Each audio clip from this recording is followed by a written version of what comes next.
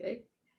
Hello, all. Welcome to Ripple Out. Neve McQuillan here. I have an amazing guest this evening. Her name is Mary Spinoso, and Mary is the founder of the Mindful Light. So, welcome, Mary. It's lovely to have you here. Thank, thank you, Neve. Thanks for inviting me. So, Mary, tell us quickly just about the Mindful Light. Give us your blurb before we sort of get into the good juicy stuff about how you got to where you are today. The Mindful Light is my organization, a new name that I've just chosen. I'm a mindfulness teacher, and I offer programs in mindfulness training and also wellness retreats that have a mindfulness focus, and also coaching and speaking. Excellent. So we're going to get into the details about that in a while. Before we start talking about that, I want to talk about your background because Mary, I've known you for many years. We've known each other for many years. And when I first knew you, you worked for NSA, which is the National Security Agency, and we all thought you were a spy. Remember that?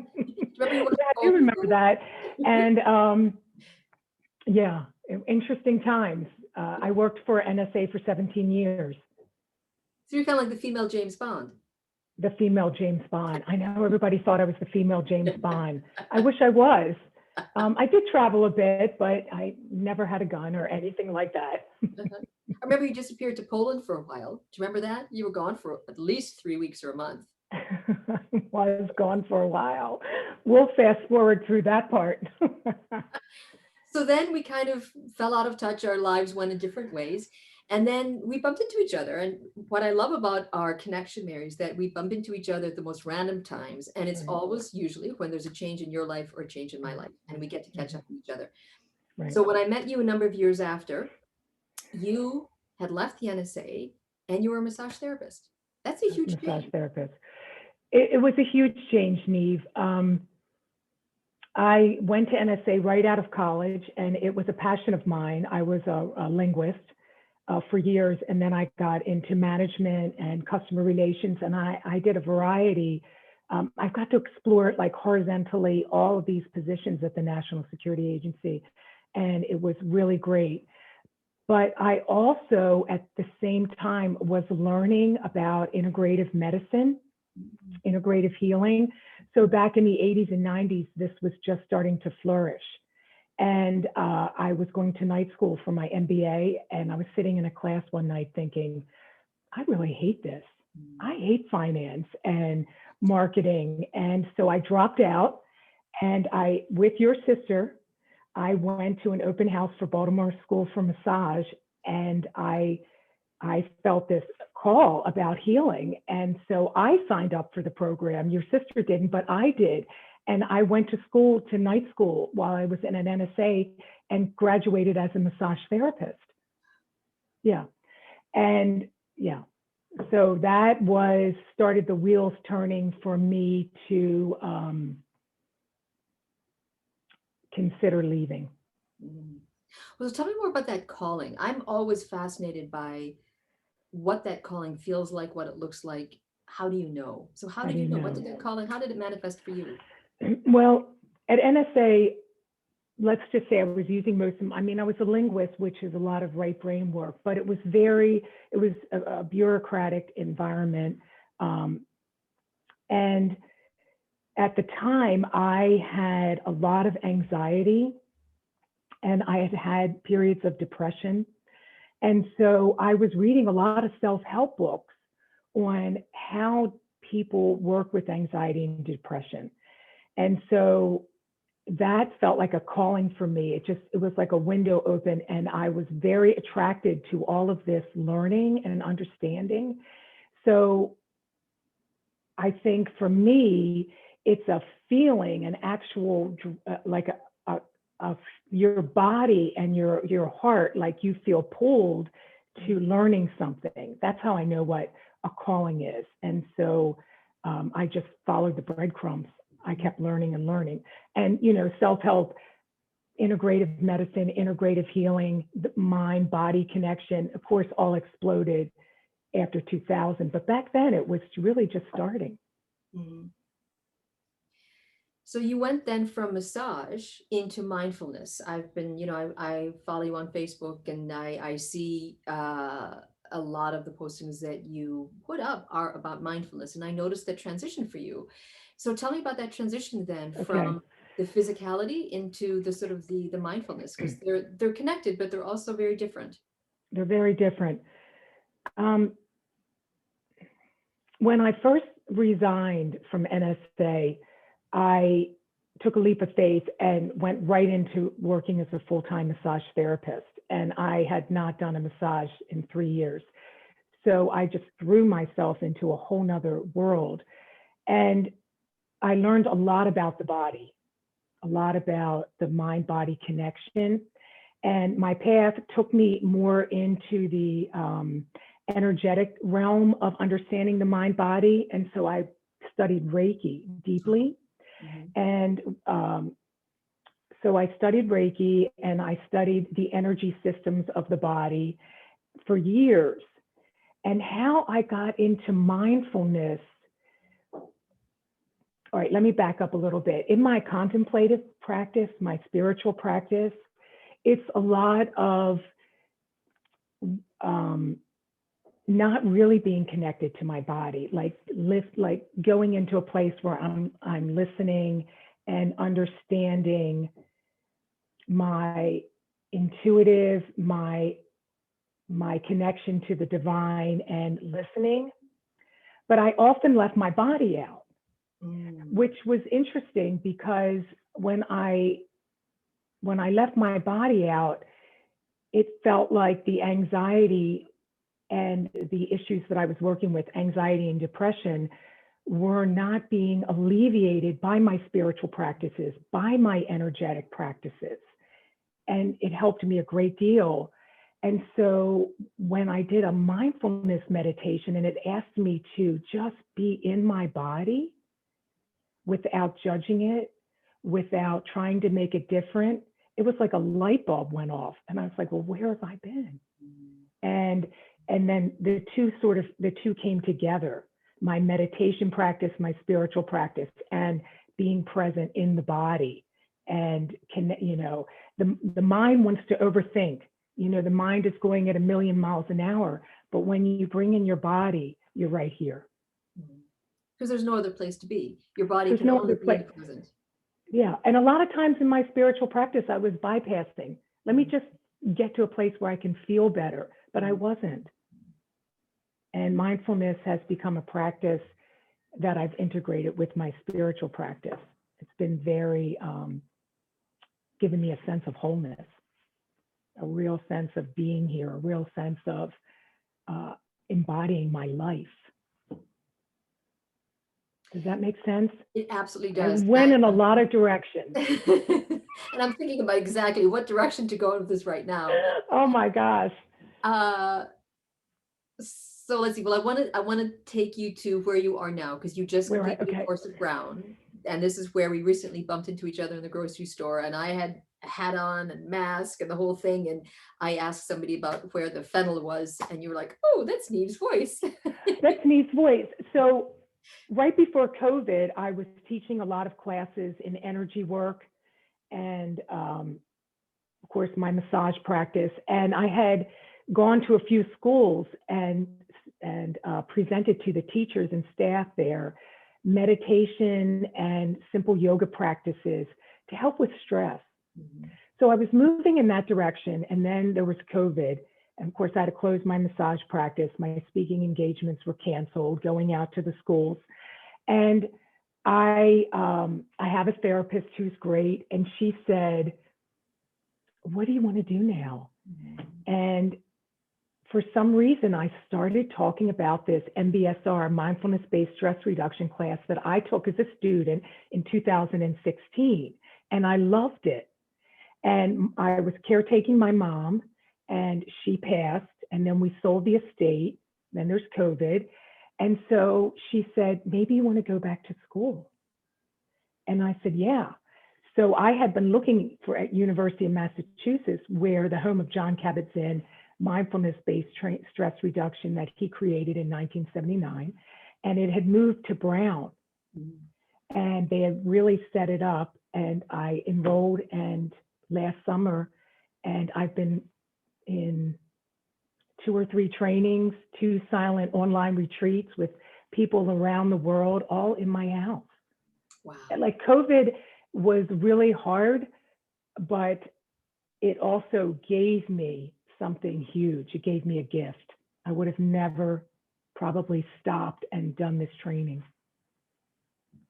I'm curious about that moment when your therapist said, so, what are you going to do? What's next? And you went back to that place of that training that you received in 2016. I think the concept of synergy and synergistic experiences is something that can guide us in our life. We have to have a listening for it and awareness for it. Can you understand what that moment was when you returned to that training that you'd had in 2016? What prompted you to go there?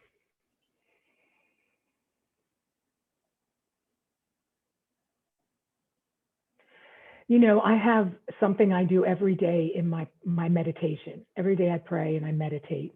And I say in my prayer, where would you have me go? What would you have me do? And what would you have me say and to whom? And I've been a student of A Course in Miracles for 12 years now. I used to run A Course in Miracles group. And that's what I ask. How can I serve? What is my next level of growth, and how can I serve my family, my community, and how best serve this world? And I'm not sure how that resurfaced, because I dug out the notes had always been out from 2016, because I teach meditation in retreats. And so I was weaving in everything I was learning about mindfulness meditation, which is another form of meditation that's a little bit different. It's with the body, being with what is. And so that interest and curiosity just kept growing. And I'm not sure how the light bulb went off. I wish I could tell you that. I think it was just the tipping point, and I was ready, because I do this daily practice. I ask 3 things to do every day, and I do it, whether it's go write cards to people or start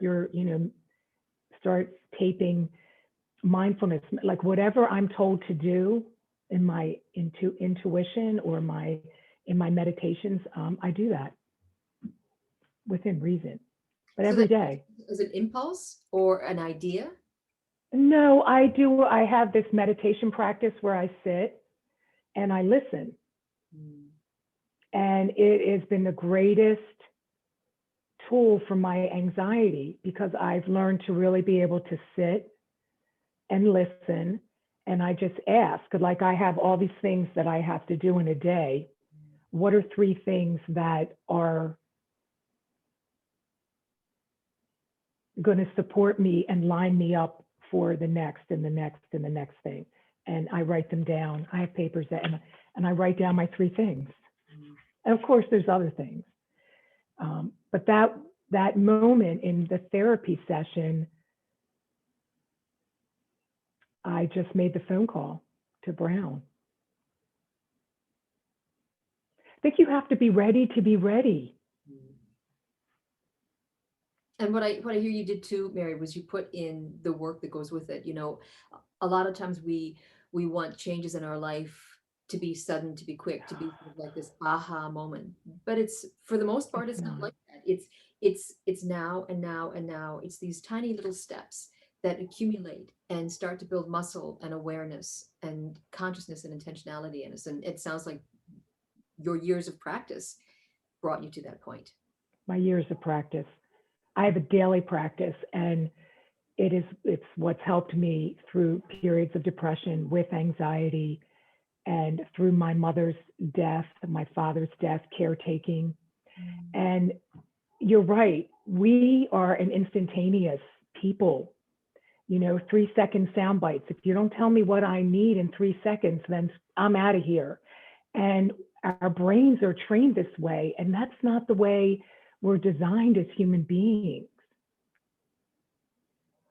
And we're remembering that now.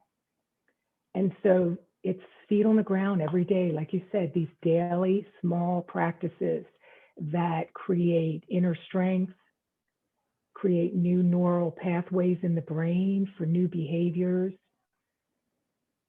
It's a daily practice. You know what I'm reminded of too, Mary, hearing you say that is I meditate, and there is a point where I need to be silent in my body and in my mind. And it's within that silence that I'm able to hear what it is for me to hear. And it takes a while to get to that stillness. And it's almost like tuning into a channel of getting to that silence, that not noise, to be able to understand and hear. It's like Rumi's poem, The Guest House, and everybody's always there, the committee, the person, telling you to do this and do that, and then the one judging you after you do it, like, that was horrible. And so the committee's always there, and they're the loudest. And so if you want to hear what's really in your heart, you got to wait, give the committee an assignment. Go in the backyard and play a little bit, or do this, write that thing you need to write, and just keep staying. We hear this voice, we get excited about our path. You signed up for the course instantaneously, and yet we still have bumps. The committee still shows up. What obstacles did you face between deciding you were going to take the class and this point where you are right now, where you're about to launch your own course? So I'll tell you about an obstacle that I'm right in the middle of, and I'm listening deeply. So I'm set up so that I can teach 8-week mindfulness-based stress reduction this summer, June and July, with the intention of reaching out to teachers, because I've presented at schools, I've met the teachers, 2 principals that I know and worked with their schools, and no response, but the information's going out. And so I started to get very tight, like restricted, and like, what am I doing wrong? Should I have it in a weeknight? Should I switch it to a Saturday? And then I just sort of stopped and said, when things aren't moving, am I asking the right question?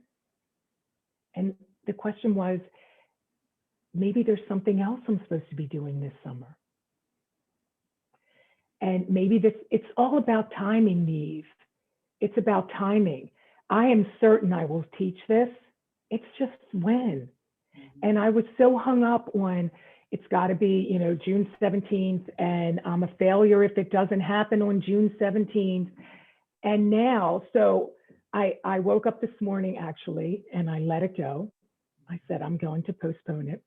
And then I got a call from my friend, my classmate who I've met online.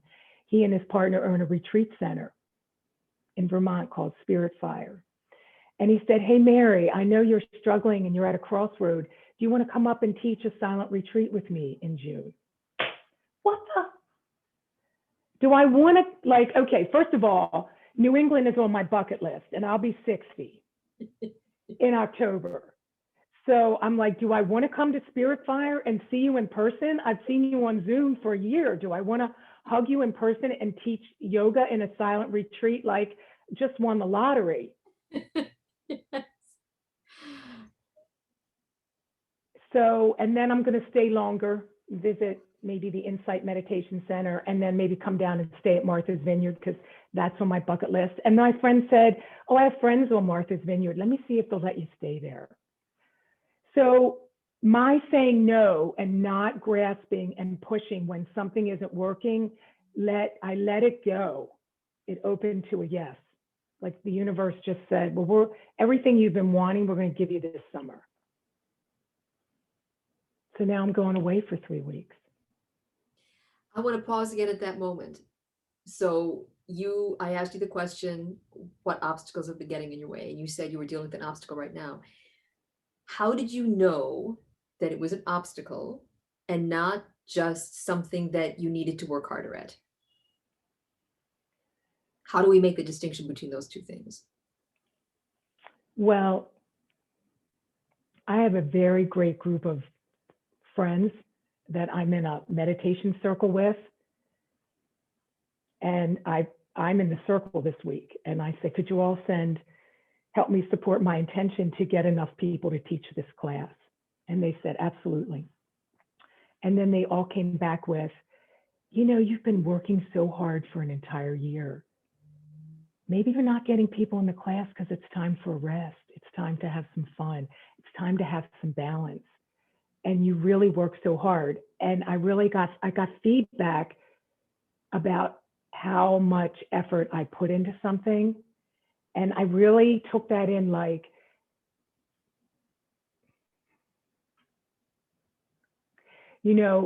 it's when somebody holds a mirror and you can see how hard you're pushing. Mm. And while I was taking action, because you can't, nothing's going to happen unless you put action into it and effort. But the effort I was putting into it, while I think it was beautiful and perfect, it was effort that's needed at another time. So how do I distinguish? I think when you get just exhausted and you're tired and you want to have the class, but there's a part of you that also wants to run away and go sit at a beach. Mm. And so I listened to the part of me that was like, God, wouldn't it be nice to have off this summer? And the other part was like, yeah, but you really are wanting to teach this. It's not an easy place to navigate. There's no formula for it. I just know I'm pushing too hard when I'm putting in my best effort and the door isn't opening. Mm. And if the door's not opening, I'm not going to smash it again. And I've done that in the past. I think we all have. So it's almost like I'm seeing a door, they're like when you think a door is a push, but it's really a pull, and like you keep on pushing on it, nothing happens. That Yes. like when you get to that pushing, because I heard you use the word pushing a lot, that's when you can recenter and say, I'm pushing and something's not shifting. You said that you changed the question that you asked. What was the new question that you asked?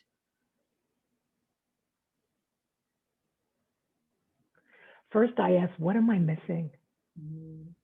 What am I missing? What is something really obvious here? And I'm not seeing. There's no seeing. Yeah. And I have a picture on this. I made a board, like a vision wall for my training. And there's this word to hold things lightly. Mm-hmm. And I was squeezing so hard to do the right thing and put in the right amount of effort that it wasn't really right. It was just holding so tightly. And this morning I just let go and I said, you're not a failure if you don't have the class. That's just the committee member who's sitting in the back. The fall might be the perfect time. We don't wonder, like, it's about timing. For me and for people are exhausted right now. Yeah, they really, really are. They want to go outside. They want to be outside. Yeah. So I also asked, what is needed for me? What do I need? And I got, could you just go and have some fun? That's hard for me. And then everything opened up and you have this delightful summer in front of you. I have this amazing summer opening up. I feel like it's a kid at Christmas. I can't believe it. Would you like to come up and teach a silent retreat with me? I'm like, what?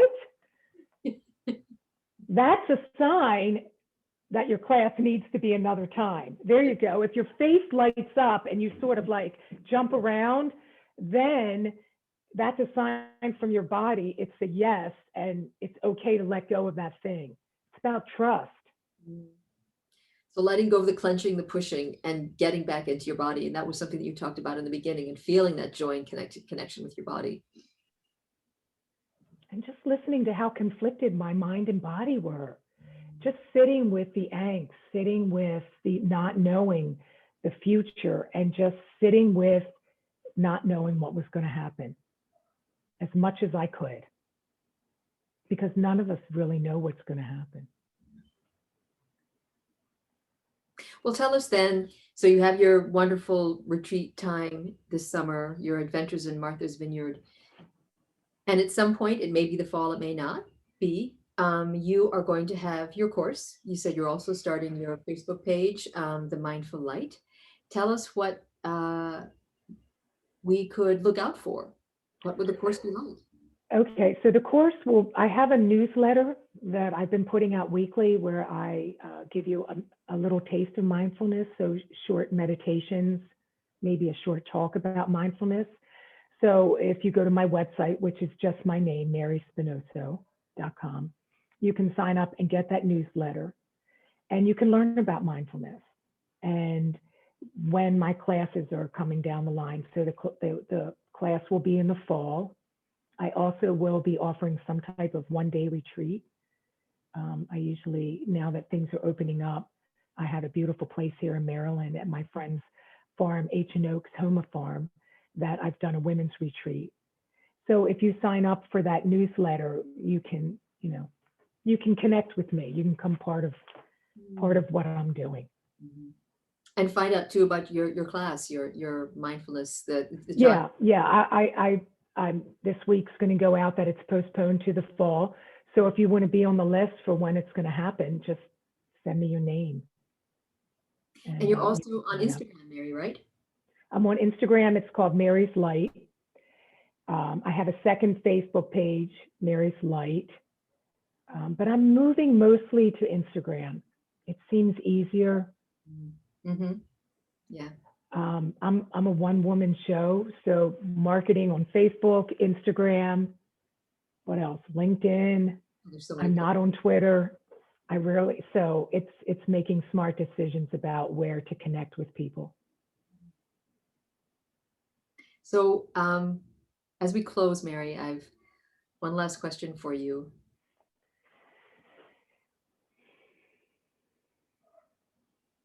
What is unsaid for you that you would like to share right now?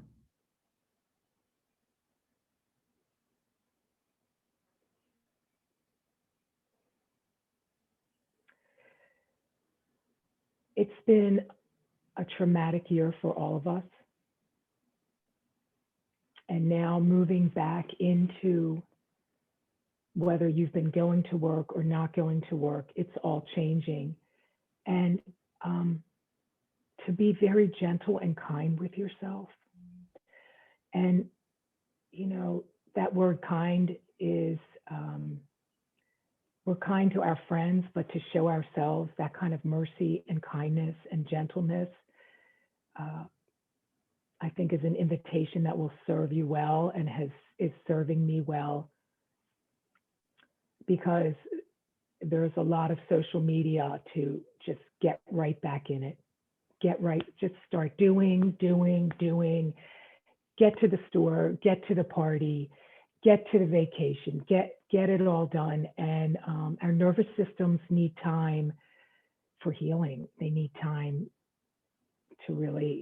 we need time to care for ourselves. So show yourself some kindness, be gentle, and with everybody else around you. That's what I'm doing every day, as much as I can. Well, Mary, thank you so much. This has been a delight to talk with you. I feel like every time we connect, we just pick up from where we left off and have conversations that inspire and delight me. So thank you so much for your time. You're so welcome. Thanks, Neve. I really appreciate this whole experience. Have a wonderful time on your vacation. Thank you.